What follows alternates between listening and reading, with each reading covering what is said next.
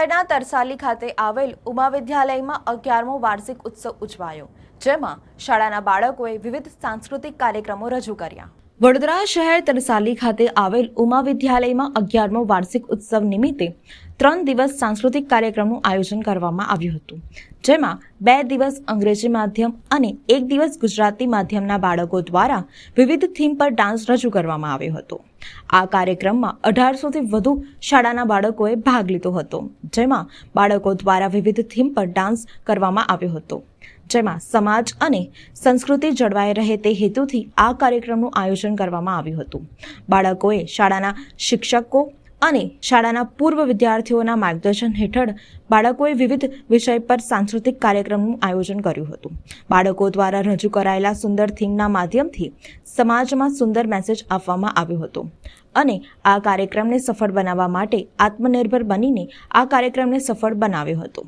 આ કાર્યક્રમમાં શાળાના વિદ્યાર્થીઓ સાથે વાલીઓ, શાળાના આચાર્ય, ટીચર અને શાળાનો સ્ટાફ ઉપસ્થિત રહ્યા હતા। અમારી શાળા ઉમા વિદ્યાલય 2004થી કાર્યરત છે અને લગભગ 20 વર્ષ પૂર્ણ થવા આવ્યા અને આ વખતે અમારો 3 દિવસનો કાર્યક્રમ હતો અને 3 દિવસ ખૂબ જ સફળતાપૂર્વક પૂર્ણ કર્યા છે અને આજે છેલ્લો દિવસ છે અમારો અને વિદ્યાર્થીઓએ લગભગ 500 વિદ્યાર્થીઓએ આમાં પાર્ટિસિપન્ટ્સ કર્યું છે અને જુદા જુદા વિષયો ઉપર અમે થીમ લીધેલી છે।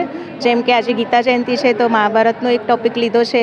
અત્યારે દિવાળીના સમયમાં મજદૂરો જે ફસાઈ ગયા હતા ટનલમાં એના ઉપર પણ એ થીમ પર બી અમે અત્યારે એક ગીત લીધું છે અને આવા કરંટ ટૉપિક લઈને વાલીઓ સુધી પહોંચાડીએ છીએ કે વિદ્યાર્થીઓને અમે સતત કરંટ ટૉપિકથી વાકેફ રાખીએ છીએ।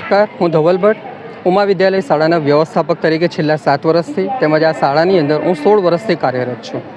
દર વર્ષે કોવિડના જે વર્ષો છે એ વર્ષો સરકારની ગાઈડલાઇન પ્રમાણે આપણે ગણતરી કરીએ તો તેમને બાદ કરતાં દર વર્ષે આ શાળામાં 2009-10થી સતત વાર્ષિક ઉત્સવની ઉજવણી થતી જાય છે।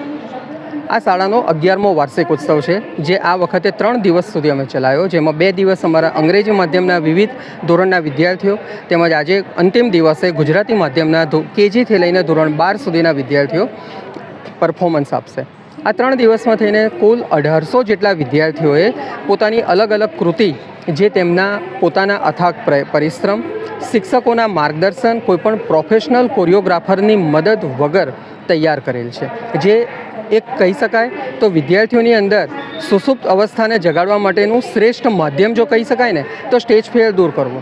આજે 500 બાળકો આજના દિવસમાં પરફોર્મ કરશે અને વિવિધ વિષયો, સમાજના વિવિધ વિષયો તરફ લોકોનું જ્ઞાન વધે એ હેતુથી જ આ વાર્ષિક ઉત્સવ કરવામાં આવે છે। અમે એમાં કોઈ ચોક્કસ થીમ ઉપર નહીં પણ સમાજની અંદર વિવિધ સંદેશ આપવા માટે અલગ અલગ પ્રકારની કૃતિને આપીએ છીએ, જેમાં ધાર્મિક તેમજ અન્ય જે રૂટીન વસ્તુઓ છે, જેમ કે તાજેતરમાં જ ટનલની અંદર લગભગ 400 કલાકની જહેમત બાદ જે આપણા 42 જે ટનલની અંદર જે આપણા કારીગરો હતા, વર્કમેન ફોર્સ હતો, એમને બચાવી લેવા માટે સરકારે જે કામગીરી કરી હતી એને પણ અમે સરસ મજાના એક સંગીતના અને નૃત્યના પરફોર્મન્સ દ્વારા આવરી લીધેલ છે।